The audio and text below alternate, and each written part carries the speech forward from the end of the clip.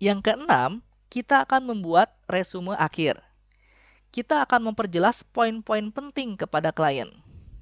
Sepertinya kita masih memiliki beberapa menit. Saya akan buat resume tentang terapi kita pada sesi ini. Lalu saya akan minta tanggapan Anda tentang terapi ini. Kedengarannya, Anda memiliki pikiran yang penuh harapan minggu ini, sehingga Anda sedikit depresi, kecemasan Anda meningkat, karena Anda membuat prediksi negatif.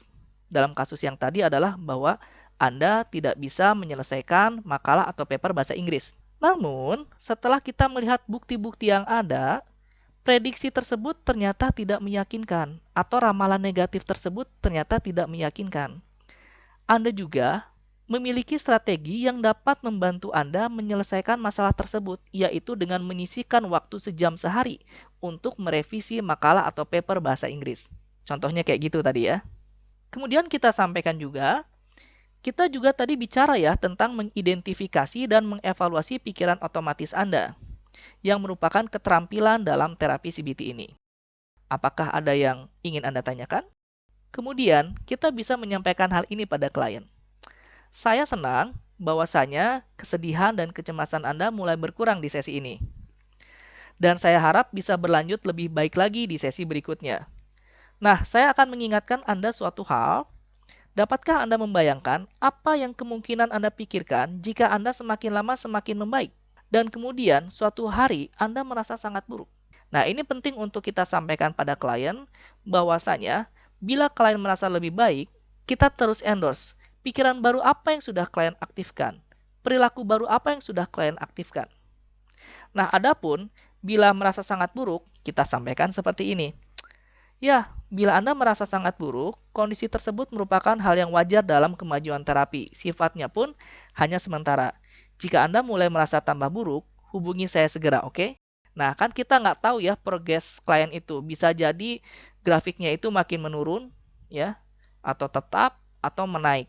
Nah, kalau grafiknya menetap atau menaik, yang perlu kita lakukan adalah kita berkonsultasi pada kolega kita atau pada supervisor kita.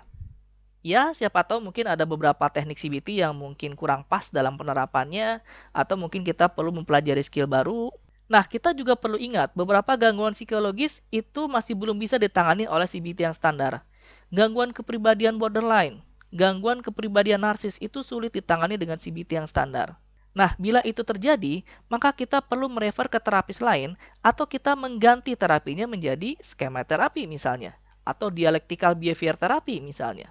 Nah, seperti itulah bila mana gangguan klien tidak bisa ditangani oleh CBT yang standar. Yang ketujuh, memperoleh umpan balik dan menutup pertemuan. Saya akan meminta umpan balik dari Anda mengenai apa yang Anda rasakan selama terapi ini berlangsung. Adakah sesuatu di pertemuan ini yang merisaukan Anda?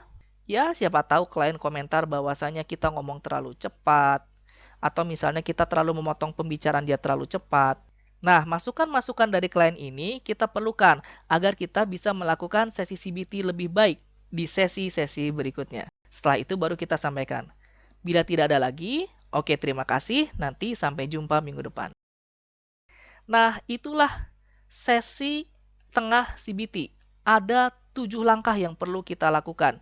Dan ini bisa berlangsung antara 4 sesi, mungkin 16 sesi, bisa jadi sebulan, bisa jadi setahun. Sesi tengah ini tergantung pada kondisi psikologis klien. Semakin berat gangguan psikologisnya, bisa jadi semakin lama sesi tengah ini.